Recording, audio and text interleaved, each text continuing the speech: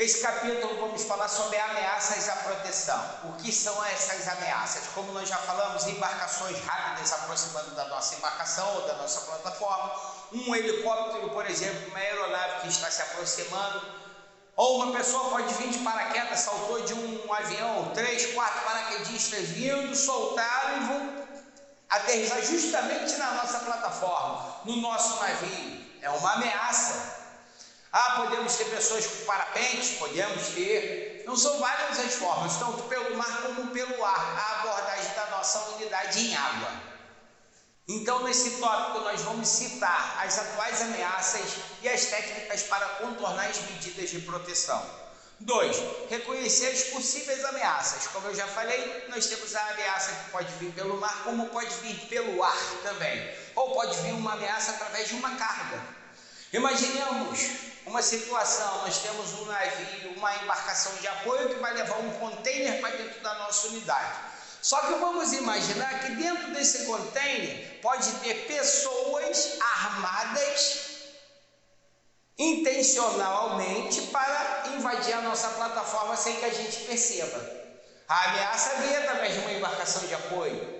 Ela veio transbordar uma carga para a nossa unidade através de um container. Aí eu imagine a surpresa, abriu um container cheio de pirata ou terrorista ali dentro, armado, rendendo uma tripulação inteira. Então a ameaça ela não só vem pela água, ela vem pelo ar, mas também pode vir através de container, pessoas escondidas dentro de container.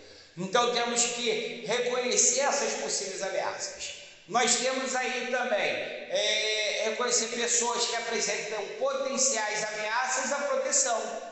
Se nós visualizarmos, nós que estamos a bordo, geralmente conhecemos todo mundo que ali está, numa unidade offshore.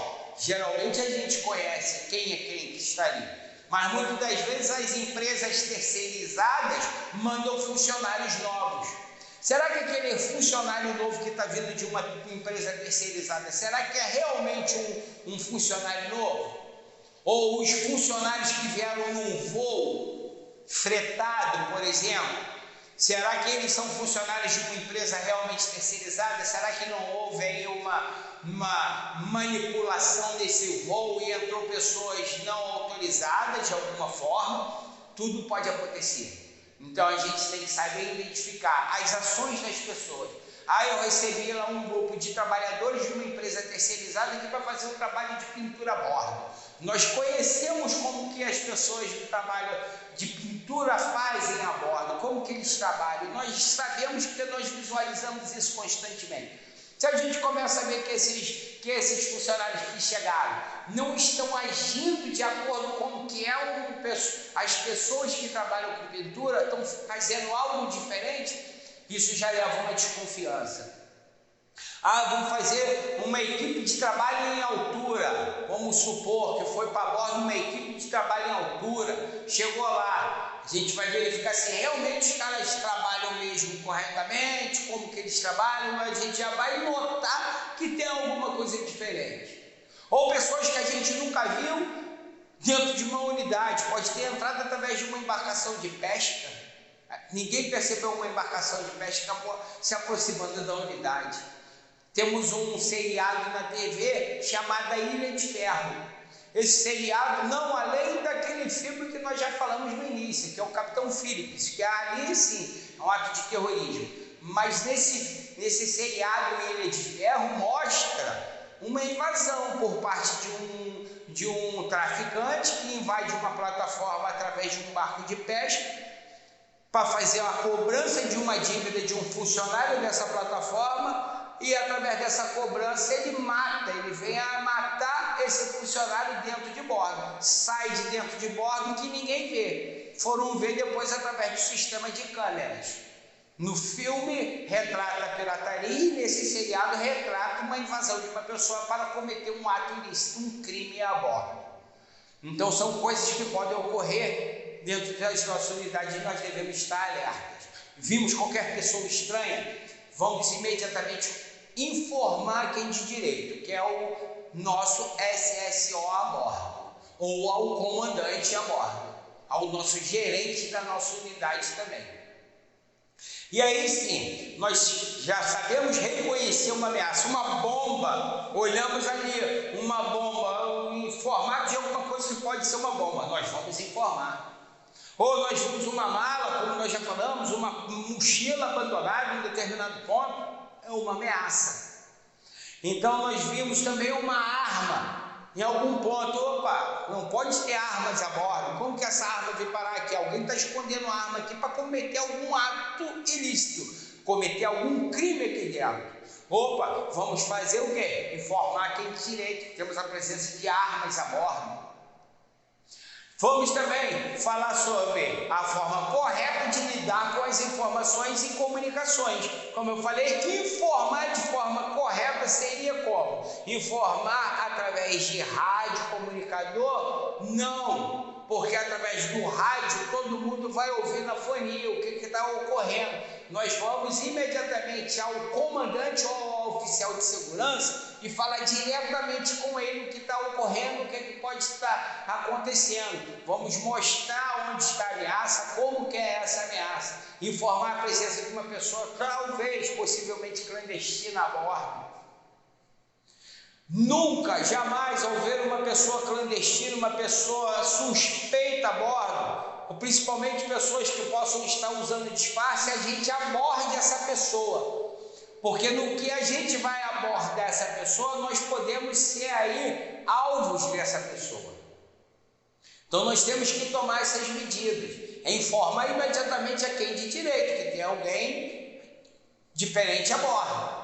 Citar as exigências relativas às instruções e aos exercícios periódicos de adestramento. Então, temos que ter exercícios, treinamentos periódicos para ficarmos adestrados. Adestrado seria o quê? Fazer as coisas no automático, responder no automático o que nos foi proposto em caso de uma emergência. Então, quais são as atuais ameaças e técnicas usadas para contornar medidas de proteção? Pirataria, uma das ameaças que nós já viemos falando já desde o início do curso. A pirataria, então, em águas jurisdicionais brasileiras ou águas internacionais. Então, a partir do momento que eu tenho a aproximação de uma embarcação, nós temos que fazer o quê? Restringir os acessos da nossa embarcação.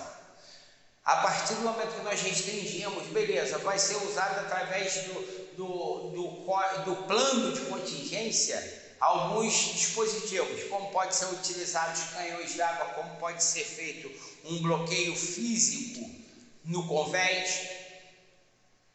Podemos também utilizar de outros meios, não só dos bloqueios físicos, mas podemos isolar a tripulação num ponto qualquer, num compartimento qualquer.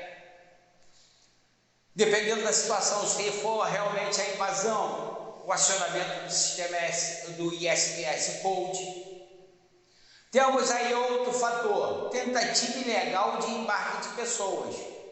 Acabei de falar sobre o embarque de uma pessoa num seriado de TV que eu vi, que foi o Ilha de Ferro. O embarque de um assassino dentro de uma unidade para fazer a cobrança de uma dívida de drogas, na qual fez assim o assassinato de um funcionário a bordo. Foi o embarque ilegal dessa pessoa. Então pode ocorrer? Pode haver embarque ilegal de pessoas através de container, dentro de um container. Quantos navios mercantes nós já ouvimos falar aí de pessoas clandestinas a bordo que entraram para dentro do navio querendo sair do seu país de origem para outro país, entraram e ninguém viu. Então foi uma pessoa ilegal a bordo. Podemos ter também o contrabando de coisas ou objetos a bordo. Temos também o roubo armado, seria dentro do mar territorial, e o terrorismo que nós já falamos. Então cada um tem os seus procedimentos adequados. Então nós temos as técnicas que são usadas para contornar as medidas de proteção. Muitas vezes são utilizados documentos falsos. Como eu havia falado, uma equipe num voo fretado, essa equipe chegou a bordo, para fazer supostamente uma manutenção de pintura, só que essa equipe não era uma equipe de manutenção de pintura, ela estava entrando a bordo para cometer um ato ilícito. Porém, essa equipe, para poder pegar esse golfetado, para poder ir para a bordo, ela estava usando de documentos falsos. Isso pode ocorrer. Tentativa ilegal de embarque de pessoas, nós já falamos. Disfarces. As pessoas podem usar disfarces diversos. Temos também a inserção ou colocar artefatos explosivos a bordo, como bombas. Já havia falado também, colocar produtos tóxicos. O atentado, ele não somente pode ser um atentado terrorista através de uma detonação de uma bomba, mas pode ser um atentado terrorista com a inserção de um produto químico qualquer. Ouvimos há anos atrás falar do antraz. Eu já falei hoje nesse nosso treinamento, nesse nosso curso, sobre o antraz ou outras substâncias que podem ser colocadas na nossa unidade de alguma forma. Além dos produtos químicos tóxicos, podemos ter a presença de armamento. Foi colocado armamento a bordo. Como que foi colocado? Através da carga que chegou a bordo. Chegou uma carga e essa carga veio com armamento para municiar aqueles trabalhadores da pintura que chegaram com documentos falsos. Então nós já estamos aí começando a encaixar as coisas. Ou também transporte de drogas. Pode ser que aconteça, como já aconteceu, entrada de drogas ilícitas a bordo das nossas unidades offshore. Então, essas são as ameaças que podemos encontrar. Então, como nós já estamos falando, nesse slide aí mostra alguns artefatos curiosos. Nós não só temos armas, mas nós temos aí malas que são transformadas em bombas. Nós temos também alguns produtos que são colocados a bordo, de forma que a gente, se ao visualizar ou identificar, informar imediatamente ao SSO ou ao comandante da unidade. Esse é o nosso papel, informar imediatamente. Então temos variados tipos de armas que podem ser colocadas a bordo, desde pistolas, revólveres, a espingardas, até fuzis. Então, são variados os tipos de armas. Temos aí nesse slide exemplo de uma pistola Desert Eagle, uma pistola altamente potente. Ela usa munições .50. Então, essa pistola, ela além de fazer um grande estrago em pessoas, ela também faz estragos numa fuselagem de uma embarcação, para vocês terem ideia. Então, a potência dela é tão grande que ela consegue vazar, inclusive, anteparas. Então, são variados tipos de armas que nós já falamos. Nós já falamos de pistolas, revólveres, espingardas, fuzil, metralhadoras.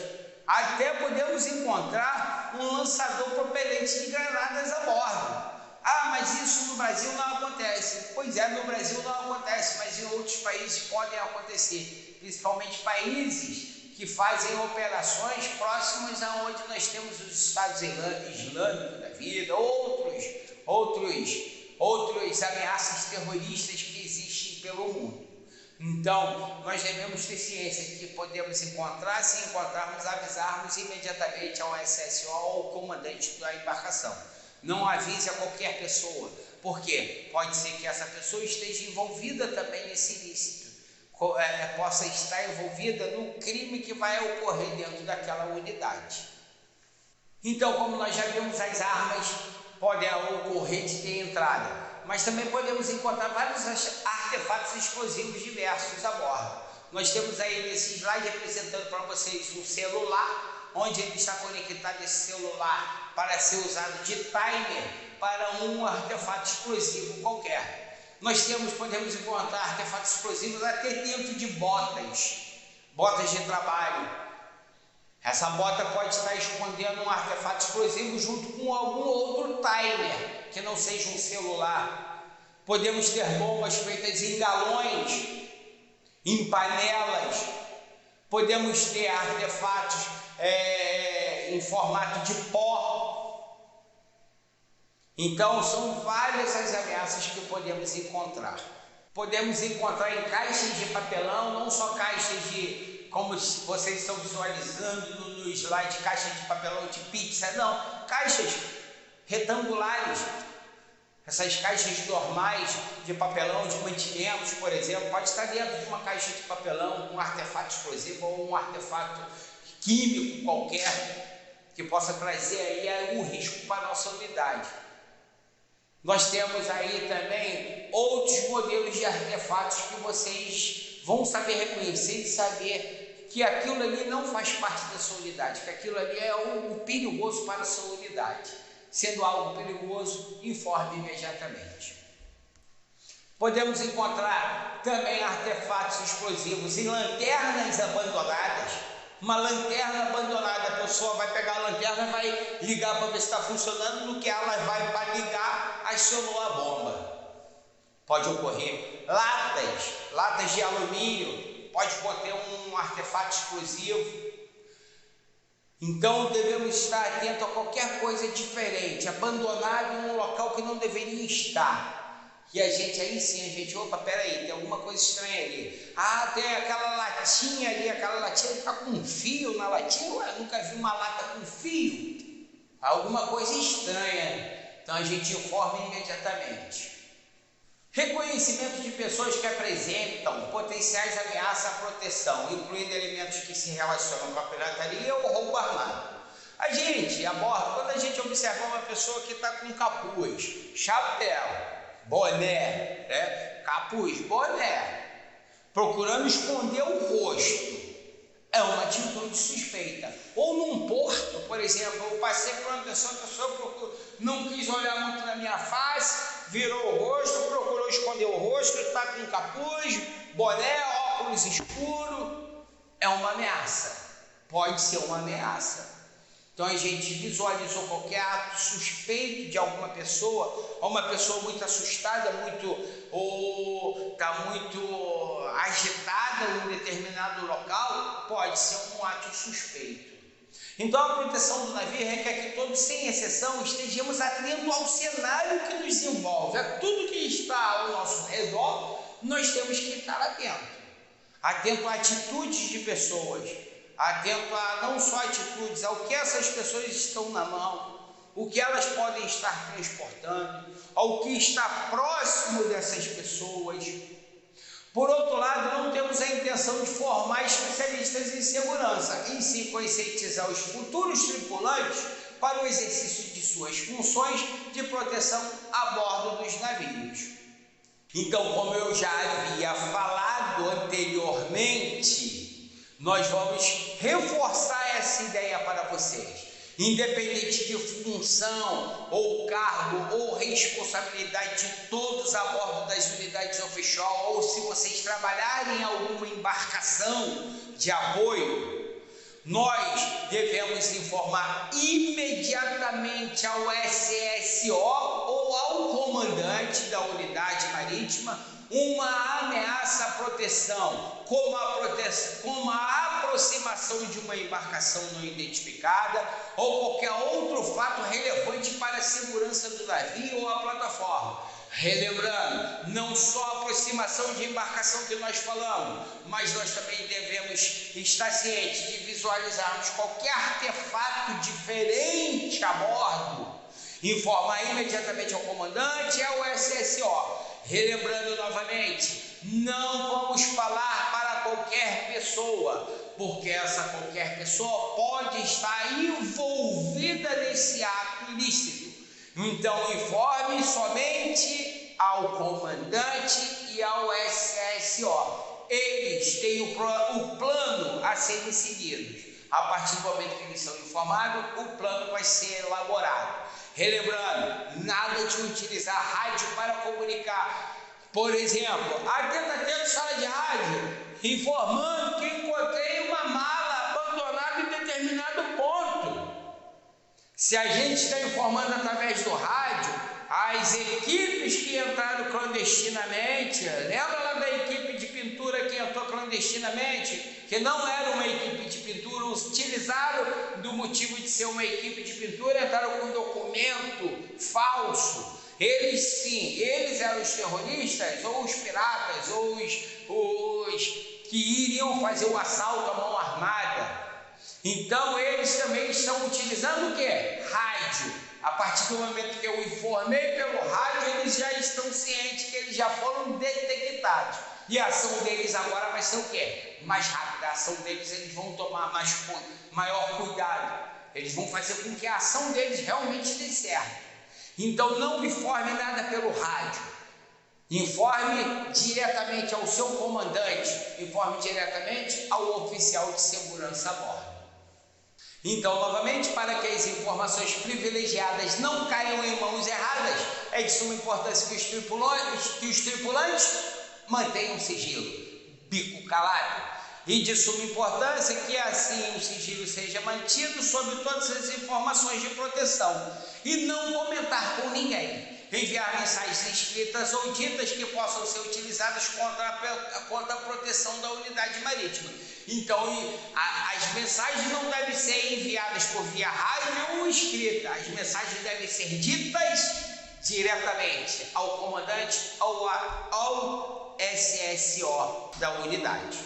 O código ISPS estabelece que o CSO, que é o oficial de segurança da companhia, o oficial de segurança de bordo, o SSO, e o oficial de segurança do porto, o PFSO, tem uma formação de proteção ministrada sobre o currículo aprovado pelo governo contratante. No caso aqui nós temos o governo contratante, o nosso governo federal. Então o governo federal, através da sua autoridade marítima, estabelece aí requisitos adequados para as pessoas fazerem um curso para CSO, SSO e PFSO, onde eles vão ter não somente essas informações que forem dadas para vocês aqui nesse básico de conscientização de proteção, mas outras informações relevantes, principalmente como elaborar esses planos de contingência. Então, esses planos são elaborados juntamente com as autoridades marítimas e também, assim, feito de acordo com as autoridades marítimas internacionais. Exigências relativas às instruções e aos exercícios periódicos de adestramento previstos pelas convenções, pelos códigos e circulares da Organização Marítima Internacional. Os treinamentos e exercícios deverão ser conduzidos com a presença de um inspetor de segurança. Isso é, o SSO pelo menos uma vez a cada 3 meses ou quando houver uma substituição de tripulantes envolvendo parte significante dos embarcados no intuito de assegurar a realização do plano de proteção da unidade marítima. Então, vamos melhorar isso aí. Então, a cada 3 meses deve haver um treinamento feito pelo SSO a bordo, ou quando houver uma troca de funcionários que possa afetar o quantitativo de pessoas que foram treinadas naquele período de 3 meses. Então, dessa forma, todos vão estar cientes de quais são os procedimentos que nós, tripulantes, devemos seguir em caso de acionamento do ISPS Code ou do plano de contingência de proteção a um navio. Novamente, exigências relativas a instruções e aos exercícios periódicos de adestramento previstos pelas convenções. Então, o que o treinamento deverá incluir? Primeiro, inspeção, controle e monitoramento das tarefas exigidas pelos pertinentes regulamentos, política da companhia e legislação marítima. Segundo, detecção e identificação de armas e outros dispositivos e substâncias perigosas.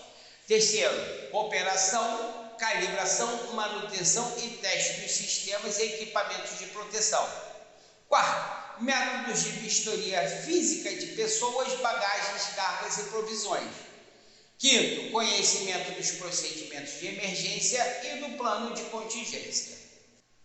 Deveremos também reconhecer as características e comportamentos suspeitos de pessoas com a intenção de ameaçar a proteção do navio. Pessoas utilizando-se do artifício de esconder a face ou pessoas agitadas demais. Então nós vamos reconhecer isso. Também vamos ter técnicas para manter o comportamento calmo no caso de uma ameaça de proteção. Técnicas utilizadas para assegurar as medidas de proteção. Conhecimento de ameaças e padrões atuais de proteção. Comunicações relacionadas à proteção, que deve ser feito em termos de comunicação. Cenário dos exercícios.